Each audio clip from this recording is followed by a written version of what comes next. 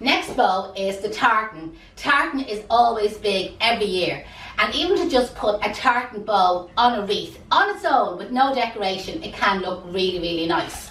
So again, maybe wreath colours are going to vary. You will have got a length, and again we talk, well, this was a long yard. You're talking like, say, the yard. And you do the same thing with this bow, but where with the organza I kind of had it scrushed in, this one you can kind of keep it smooth and even. So the same idea as if you were wrapping it around the neck.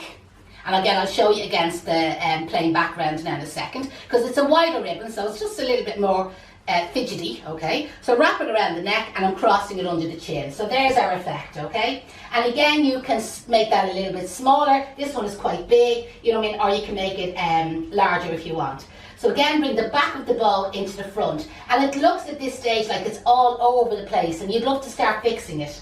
What you're then going to do, and sometimes the easiest thing to do, is turn your hand like that, and like squash it in the middle, as in, start in the middle, do a little bit of a gather, do a little bit of a gather, do another little bit of a crease, a squash, whatever you want to call it, and can you see the effect, how it'll work for you? Then you're going to use one of them narrow pieces of florist ribbon, and you're going to catch it around the centre as well. You're going to pull it real tight at the back, you're going to tie a single knot first, pull the hell out of that single knot, pull it as tight as you can, tie a double knot, and then you're going to go back. Now, this ribbon has a little bit of a wire edge on it, so you're able to put your hand inside it, and you see the way you can fluff it up, and the same on that side, put your hand inside it to fluff it up, and then you can pull the two tails downwards. Now, what I like with these tails is to do like a fancy V on them. So how I do this is I fold the ribbon over in half, okay? And then what I'm going to do is, if I put the folded side on the same size I had the scissors, and then just cut like a triangle line right down to the two corners. Can you see that effect there? And when you open it out, do you see the way you get that V shape at the bottom? Just it looks nicer. Where the organza it was easier to just cut straight across. So the same idea, get your ribbon and fold it over in half.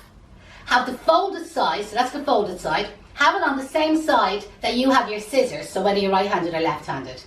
Start back about an inch or so and cut on a triangle slant all the way over to the corner.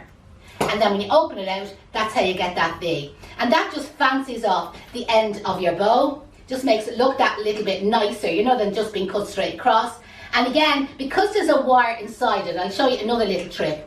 If you get your fingers and you go along the tail, and what I'm doing is I'm making like little pleats. I'll show you now what I mean. I've just done about 3 there, and just to see the way you can kind of give you them little gathers there on your tail. I'll do the same on this one. So backwards, forwards, backwards, forwards, backwards, forwards. You can do as many little pleats as you want, and then again you can pull it down, and you see the way it kind of gives that little ruckled edge to your bow.